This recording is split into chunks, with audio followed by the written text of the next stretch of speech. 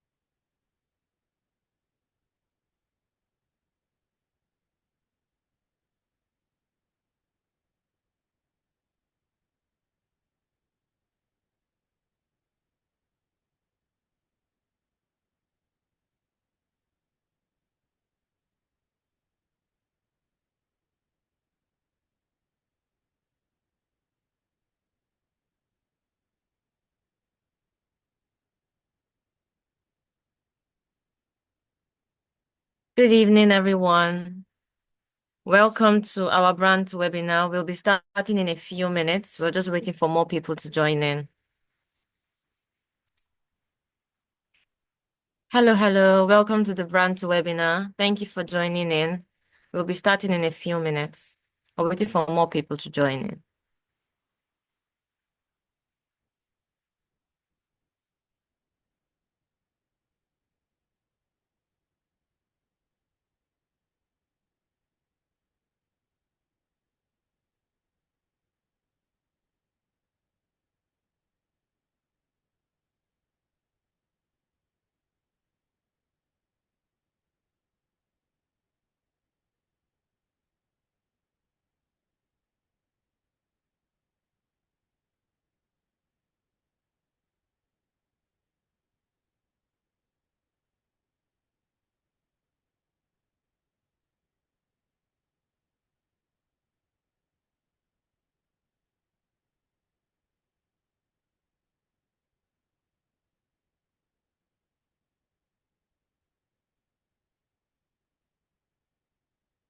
Hello, everyone. For those who have joined in, we'll be starting in 4 minutes. So if you know anyone who needs to be on this call, please do reach out today that we're about to start. We start in 4 minutes.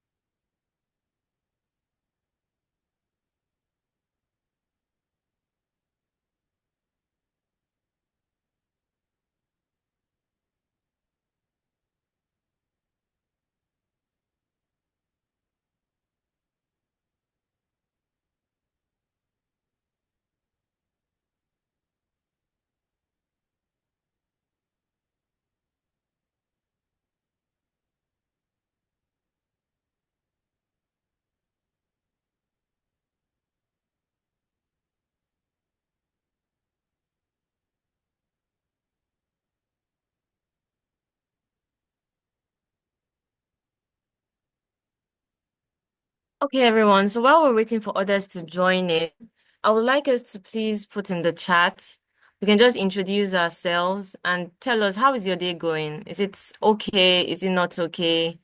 What's something good about today? You can just put it in the chat. We'll be starting in 2 minutes.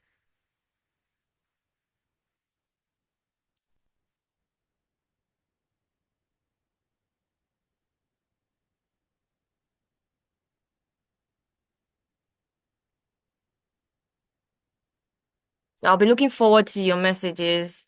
You can just introduce yourself. Tell us, are you in Kogi State? Are you in Anambra? Where are you joining in this webinar from? And something good about today as we're waiting to start in 2 minutes.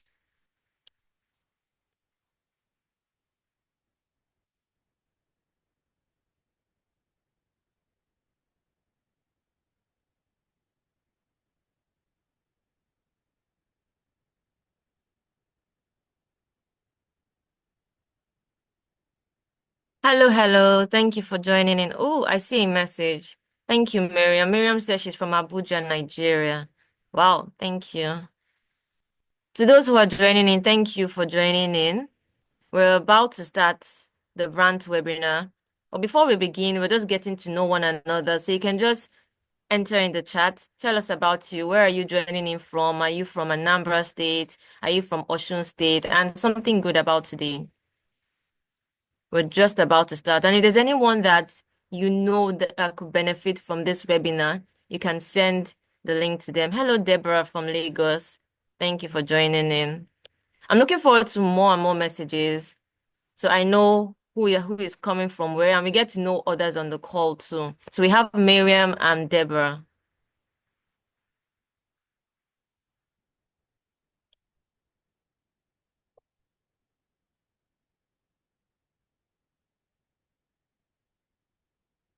Okay, we have David. Okay. We have David from Lagos. All right, this is good. Thank you so much for joining in. We're starting right away, and I will start by saying thank you. Thank you for taking out time to join our first brand webinar titled Life After Diagnosis. This this webinar is focused on women with breast cancer to provide insight into the cancer care journey, listening to someone who has gone through it. And that's what we'll be discussing today. And I really would have us listen to this webinar. And if there are others that we think could be on this call, we can just send them a message that we're starting right away. And to begin, I will hand over to my colleague, Amina Bolade, to introduce the BRANT program. Over to you, Aminat.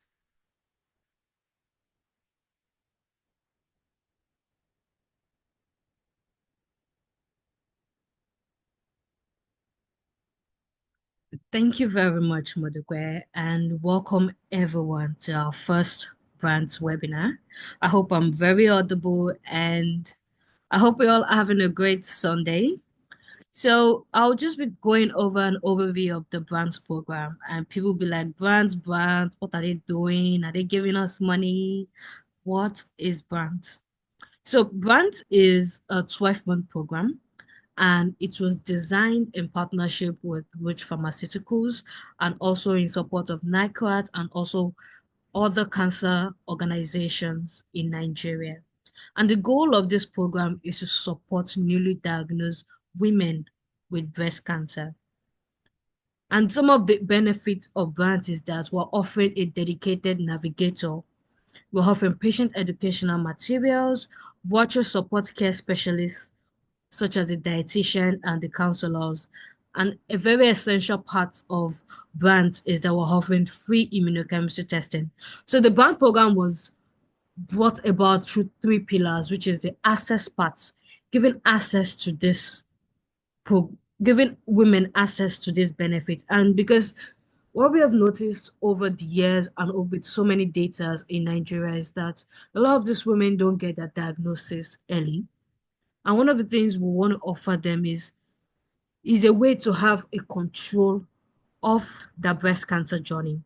And one of the key highlights of this program also is a tumor board consultation. We're offering free customized nutritional plan because food is very important for surviving breast cancer, free immunotherapy testing with the results coming out in 1 week, free counseling, free access to the post-care platform for side effect reporting and management, and also more benefits. So I'll hand over the mic to Mudukwe to continue the program. Thank you very much.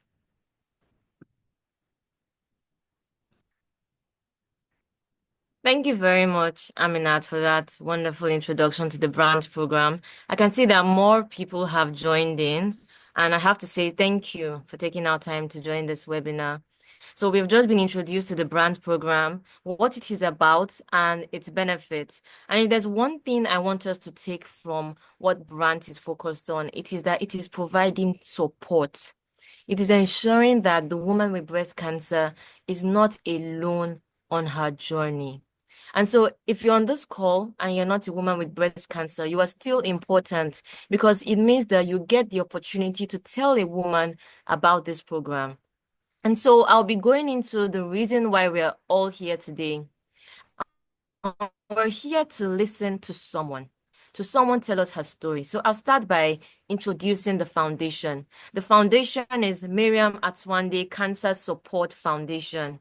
This is a non-profit organization dedicated to raising awareness about cancer, promoting early detection, and offering support to individuals, especially young girls and women affected by cancer. It is founded by a survivor with lived experience. This foundation aims to break the silence surrounding cancer through education, storytelling, and community engagement. The foundation advocates for hope, resilience, and access to information and care, working to dispel fear and denial while inspiring action across Nigeria and beyond. Aside from the foundation, the woman herself, Mariam Oluwaseun Salami, she is a breast cancer survivor, civil servant, and passionate cancer advocate from Kwara State, Nigeria. She holds a bachelor's degree in public administration from the University of Abuja and is the founder of the Mariam-Atswandeh Cancer Support Foundation. Diagnosed in 2022, Miriam turned her experience into a mission to support others facing similar journeys. She's committed to educating the public on the importance of early detection and fighting the stigma surrounding cancer, particularly among young women. Her work is driven by empathy, storytelling, and a strong desire to make a difference. So I present to you Mariam Oluwaseun Salami to speak to us today on life after diagnosis. Over to you, Mariam.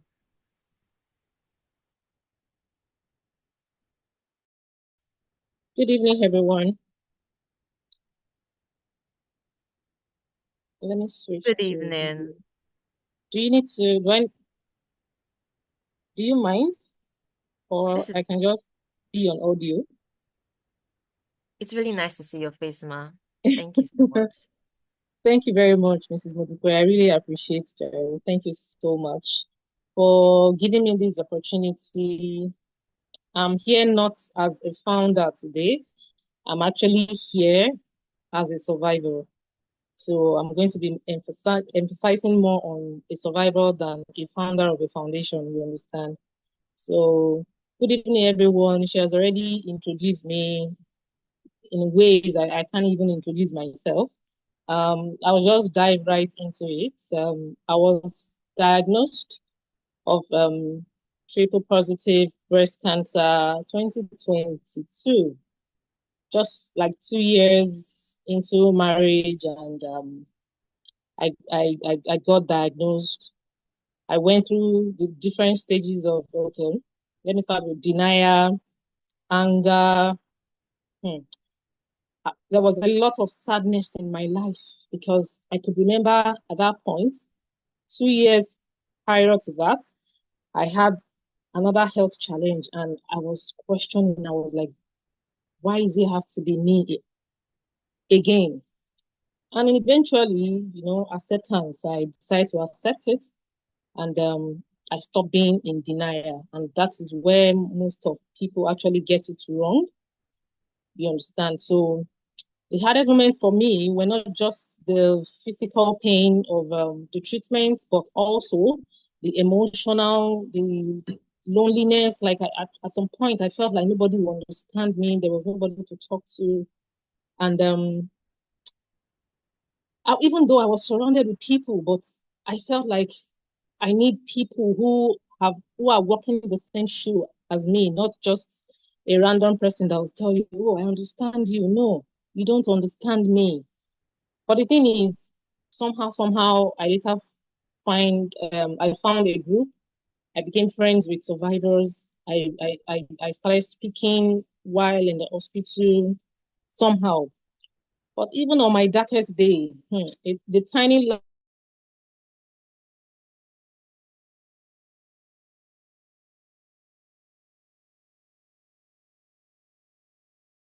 lights that actually kept on them. What's it called again? So sorry, that's very wrong. Hello, Mariam. It seems we're having a little bit of network issue. Let's please exercise patience and give about 1 to 2 minutes. She'll be right back. In the meantime, if we have any questions and anything we'd like to bring up, feel free to put it in the question and answer box, and we'll respond to it after she's done talking.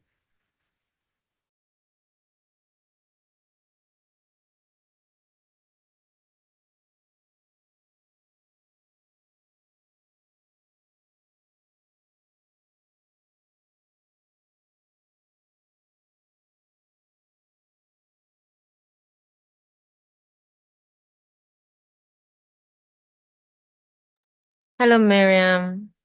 Sorry, I think the network is kind of bad Sorry from my side, about but that. so sorry about that. Sorry, everyone. Fine.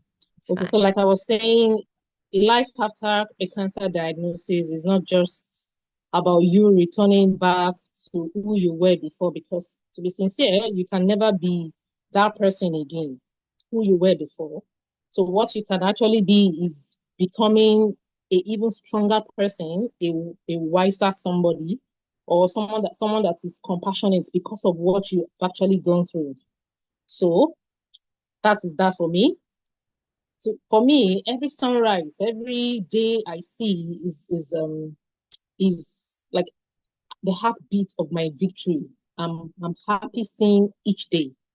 Healing is not just physical for me, it's mental, the emotional, you know, spiritual as well. Learning to forgive my body, learning to trust the future, it's something I had to learn. I had to forgive myself before I could even say I want to start, impacting life, because I I was, or should I say, I can never be that person again, but I have to be somebody better. I choose to be somebody better than who I was before my diagnosis, even though it's a tough one. Let me come down to my people's level, people who are diagnosed with cancer. It can be very hard at times to get back your life, because reintegration, it's something most of us find very, very hard to do.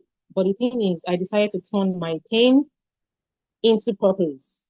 I decided to turn my fear into faith.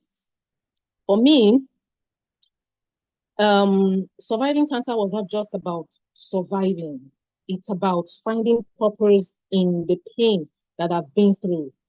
I can remember every of my treatment journey, my chemotherapy, my surgery days, my radiotherapy sections.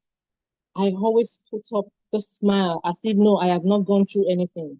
But that is not it. I chose to do that because I actually want a better life after. And cancer taught me that life is fragile. Seriously, very, very fragile. But also there is incredible power when you take a leap, when you dare to do more. And that is something that has actually helped me. I told myself I want to dare to do more than what I used to be. So I took a leap of faith. I'm this kind of person. I used to tell myself I am not confident. I can't speak in a room. I don't like talking where people are talking. But somehow cancer has actually opened me up because I found myself talking and talking every time I have a doctor section. I have someone calling me from here and there. Oh, this is it. So I began to find my voice again. And I'm grateful not for the disease, but for the fact that I'm able to turn my pain into purpose. And this purpose for me is helping the next generation. I always say something that how can this next generation be free of cancer if we cannot reach them today? We only have now. Like a few days ago, I was talking to a friend.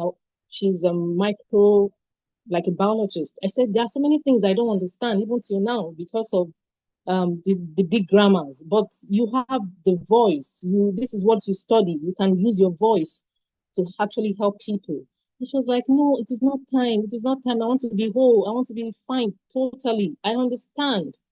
But the thing is, you can't wait until everything is perfectly 100%. You can't, because you're not even sure when it's going to be that. But the thing is, you just have to take a step, a bold step. So for me, moving forward, I'm inspired. You know, I founded Mariam-Atswandeh Cancer Support Foundation, and my mission is simply to educate, to support, to bring hope, to also to educate women who are in denial, that cancer is actually real. The thing is, it is real and it is not a death sentence. So that is where my journey began, to speak to people in community, in schools, in church, like I did today. Like I said in my chat, today marks 3 years for me, actually, 3 years in this journey. And I went today to do a little bit of Thanksgiving, not from the place of pain, but from the place of gratitude, that I am grateful God has given me the strength to actually walk this 3 years journey, you know, in positivity.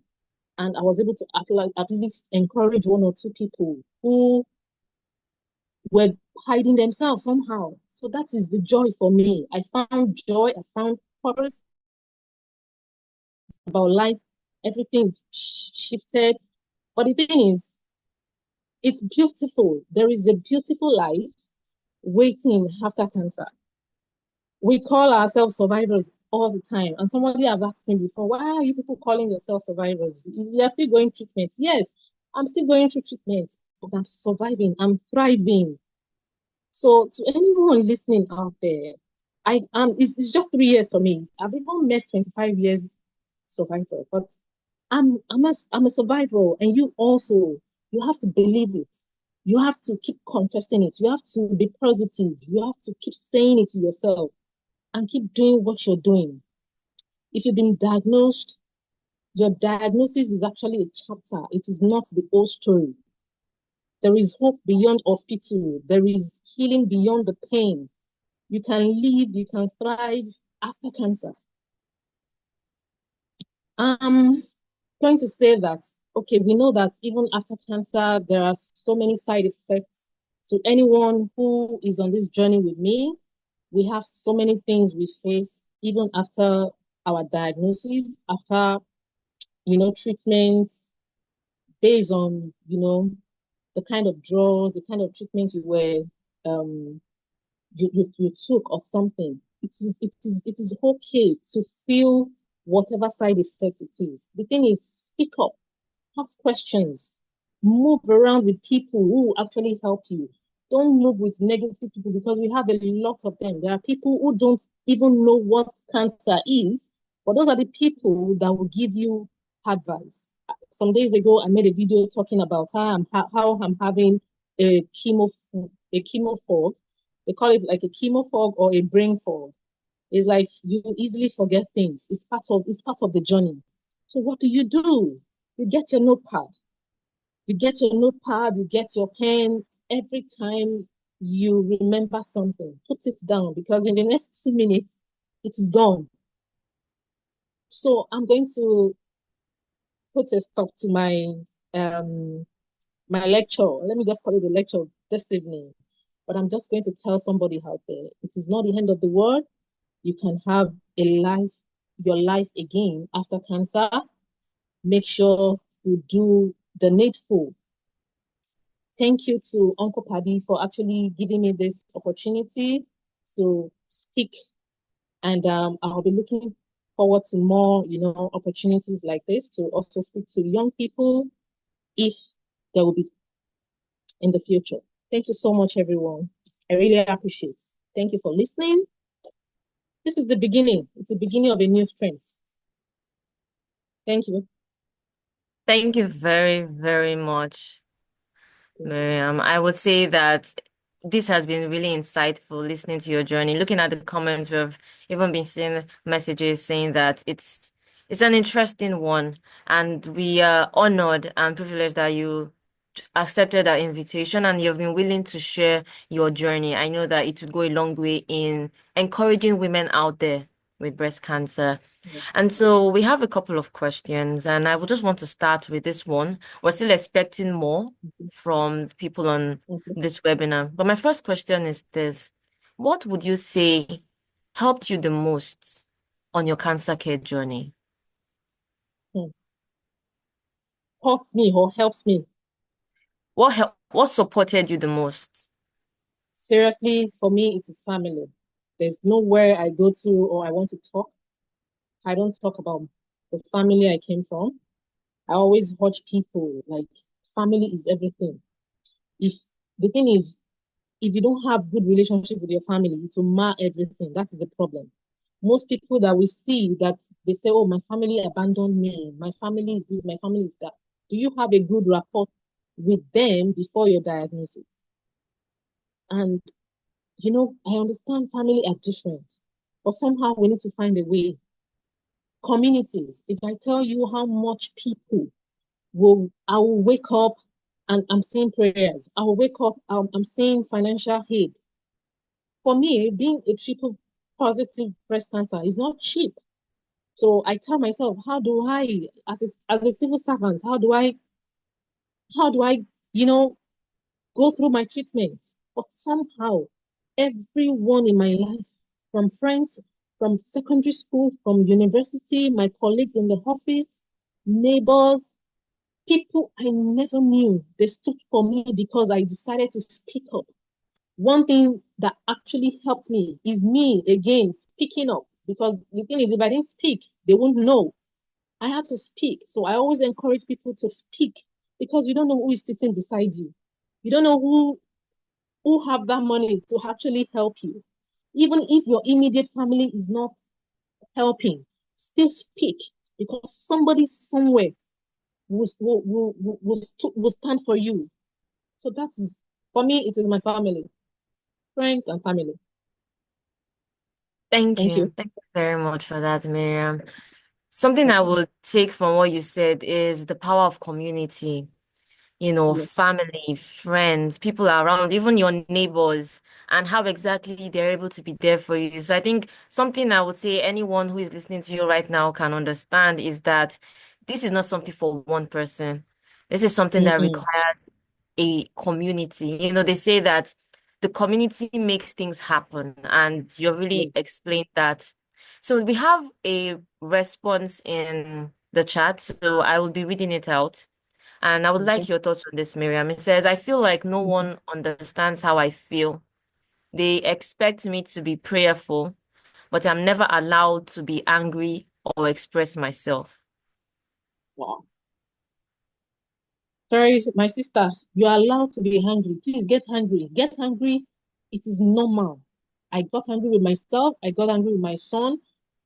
At a point, I had to tell myself, this boy did not do anything to me. Miriam, calm down. So please get angry if you want to get angry. But the thing is, anger will not solve anything. And the thing is, anger will actually, it's not even healthy for you.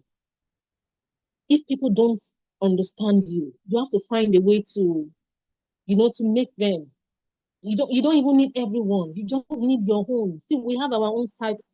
Is it circles? I'll put it. I have sisters. I have my own inner circles. I have my sisters I run to. There are days, the kind of people cancer actually have brought to my path. Without cancer, I don't think I would have met them. Lovely people. The fact that we lose people all the time is not it doesn't even matter. But we that we are still here, my sister, find a peer group, find support group to join, and you will make those people your family, make those people your love. They'll be the one to listen to you. I can have a pain in my chest today, and I have people I will call, and we'll be on WhatsApp video call. You will see us, we just expose ourselves. Oh, this place is paining me. Oh, I'm having this. Oh, you share what happened to me today.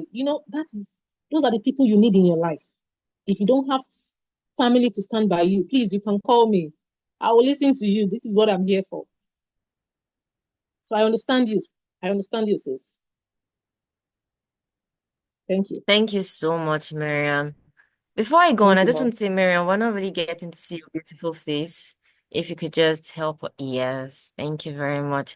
Okay, so there's another question that we have. And so the question Okay. is, yes, you have shared what has supported you the most on your cancer care journey.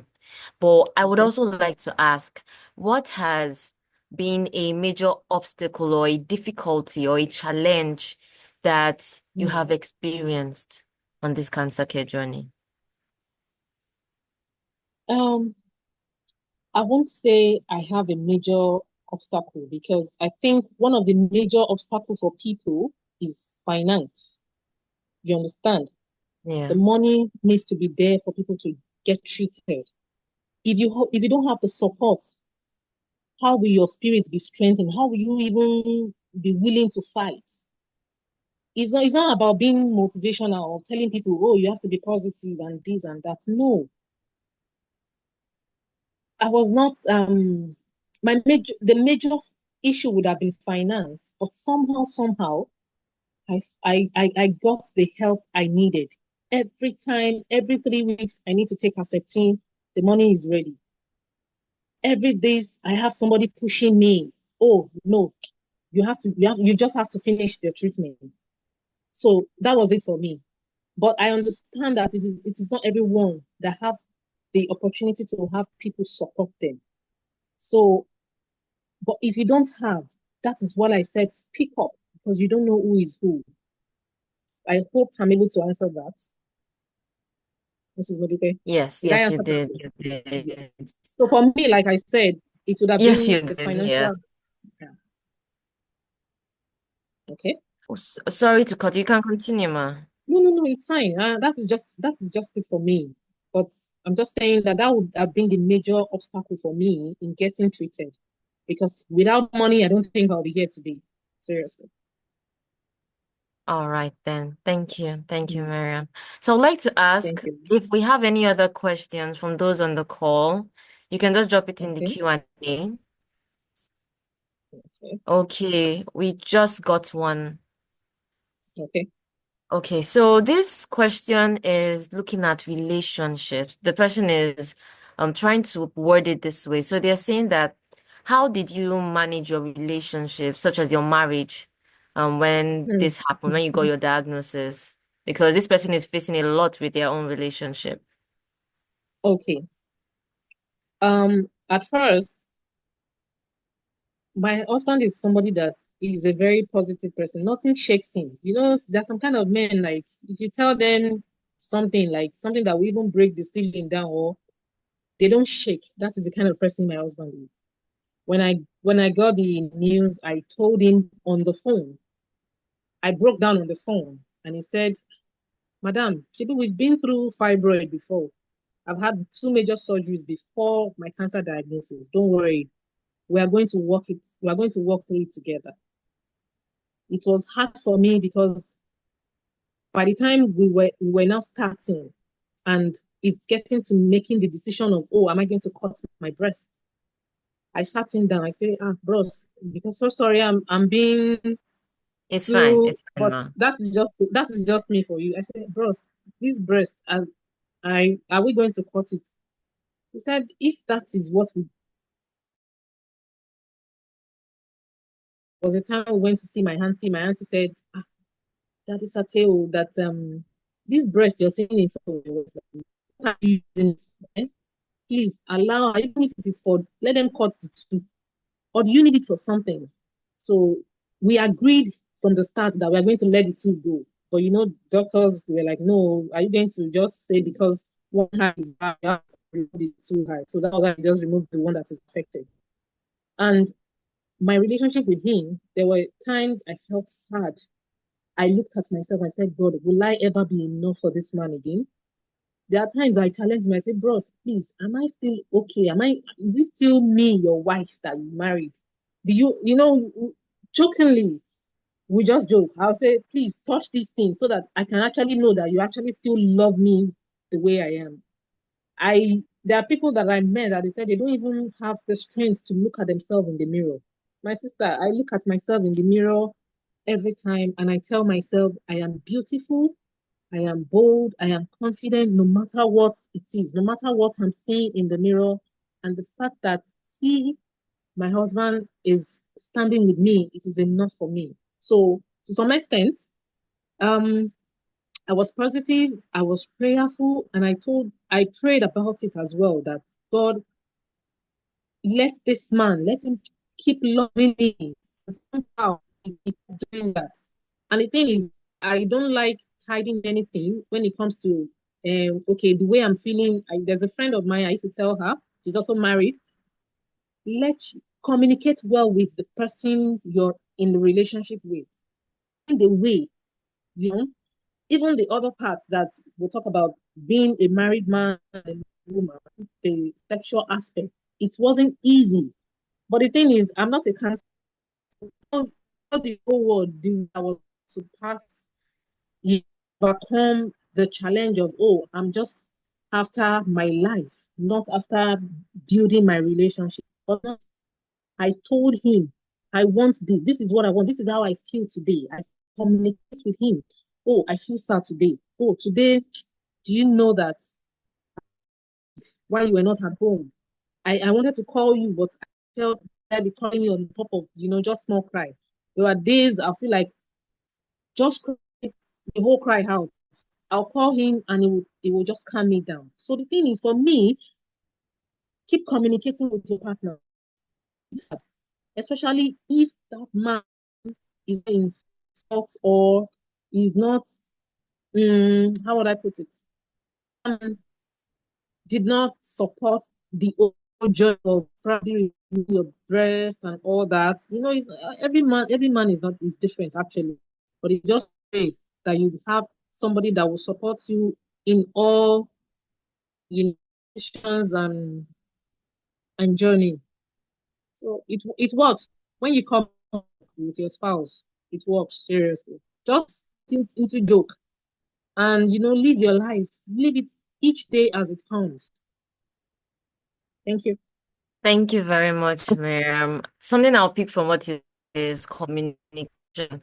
I know as women, sometimes there's urge to keep things in, hold it in, but you really emphasize that you should speak up if you feel Yes. at that point in time. So we have Yeah. another question.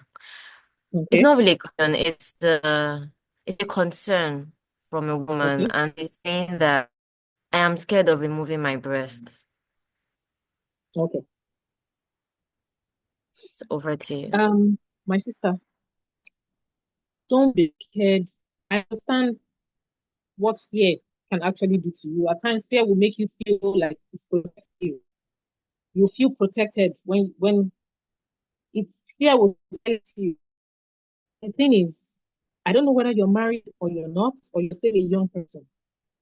I was talking to a woman a week ago from Spain. She reached out to me from Facebook and she said she saw my post somewhere. And when she's afraid, she results 6 months back. So sis, I'm still talking to you.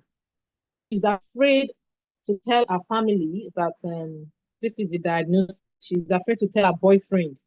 And what I asked her, please, if you die today, that man that you are afraid of, he will marry somebody else. fear will torment you, fear will silence you, fear will not make you do the needful at the right time. And you know that the more you leave it, the more that becomes. It's so, so dangerous. It is what we call some people, okay, I won't say late penetration because now that you've known, the fear is you're afraid to remove your breast. My sister, love yourself in love with your own body. Imagine it before you go for the surgery. Imagine that you don't have one breast or two. And fall in love with yourself over and over again. Love yourself. You matter. You are the main person, not whoever is. It is you. So I'm going to tell you, I had to open my breasts. Like I told the lady from Spain, say, please, can I switch to video so I can see? Because it seems you are not getting what I'm saying. I had to, and she started to cry. She said, I told her, you are in Spain and you are crying for me that is in Nigeria. Please go and do what is needful so that I don't want to hear RIP later. Because that's it.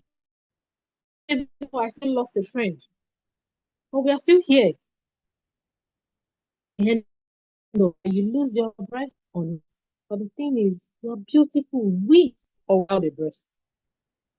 Please, you can have reach out to Uncle Paddy and have my contact later. We can always talk. I'm a talkative, I'm a talkative. So I can see you.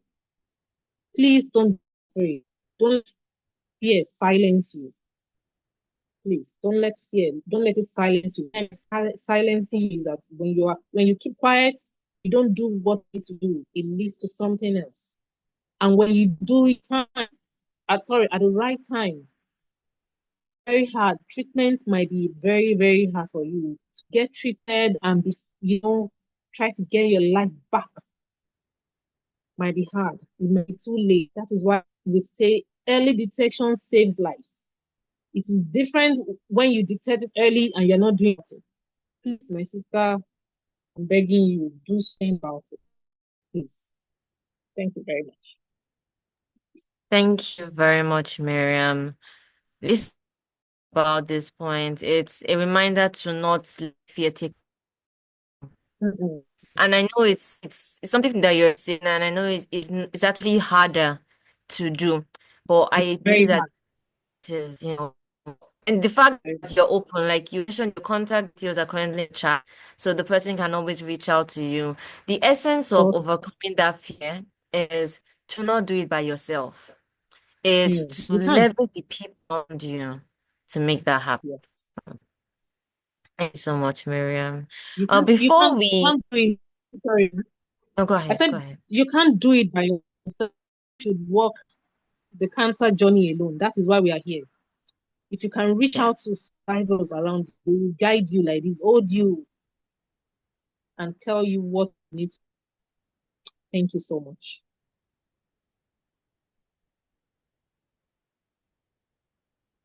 Good. you're welcome. You're welcome, Miriam. Thank you, Miriam. Talk was lagging a bit, but we understand the question still. So I just want to Mhm. ask if you have, and we can take one more before we end the Q&A. So I would like to just open anybody on the call, if you have any other question, we can take one more. You can just put it in the Q&A and I can ask it for you before we round up today's session.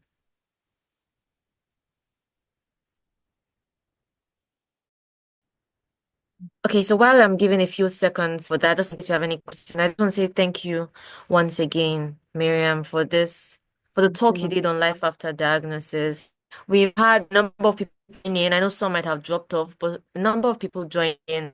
And for those who might not have joined in from the beginning, I just want to say that you have spoken on your cancer care journey from the moment you got the diagnosis to the steps you have taken after it. And even in responding to the questions, you have thrown more light on the importance of community, on the importance of overcoming the fear, and on the importance of relationships. Yes, Very you've also good. talked about that. And I think at this point, I don't think we have a question. Any other person that would like to drop a question can always to the contact that we have put in the chat. And I'll use this.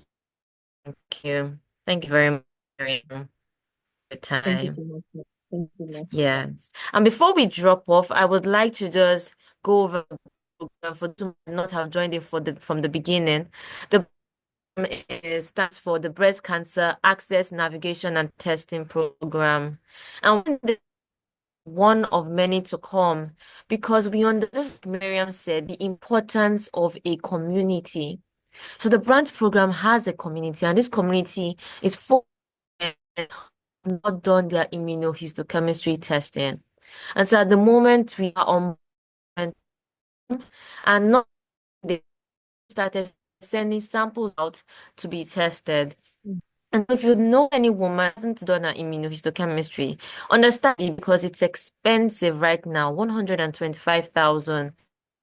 Get it for free through this program. Beyond the testing, there's also the fact that the woman gets access to a dietitian, she gets access to a counselor, that is a psychologist. There are all benefits like educational videos because when it comes to breast cancer, information is overwhelming. Yes, there's a Mm. lot of information, but so much that it makes you pause and the fear does overwhelms you. So through this program, we actually focus on the important information, streamline it for you so it digests and keeps you informed on your condition next steps. This program also provides the tumor board review through which it can give a personalized treatment plan. So we've dropped the link, the chat, so that you can refer a woman to the BRANT program. And then we have also dropped the phone number. If you have the question, please reach out to the number. All right. So before we end, we one last question. I can take that one before we close off. This is from Miriam. Miriam, you said you Okay. have a question. Yeah, please. Yes. Yes, please. I have a question. You listed out all the benefits for with grants for newly diagnosed patients. For people who haven't done their and other things, what about people already in the system who actually needs a dietitian, who needs counselor, who needs other things as outside it? Can they really come on board? Thank you for that question. So this Mm. program is focused actually on the women who haven't done the IAC. So the dietitian and the psychologist added to these women in particular. Yes, Okay. yes. Thank Okay. you for that Thank you question. very much. Right You're then. welcome. At this point, I would like to ask my colleague Aminat if she would like to add any other things. What does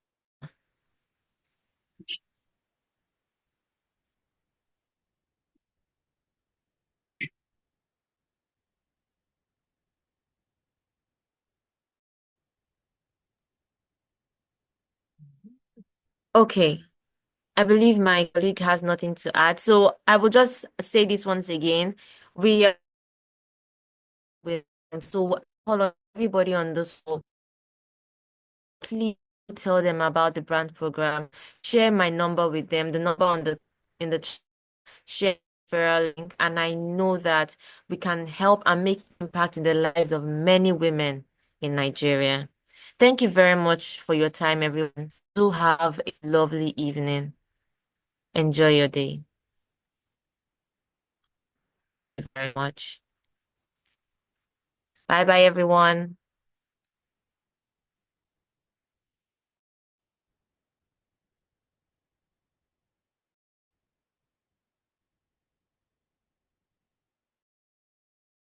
Everyone.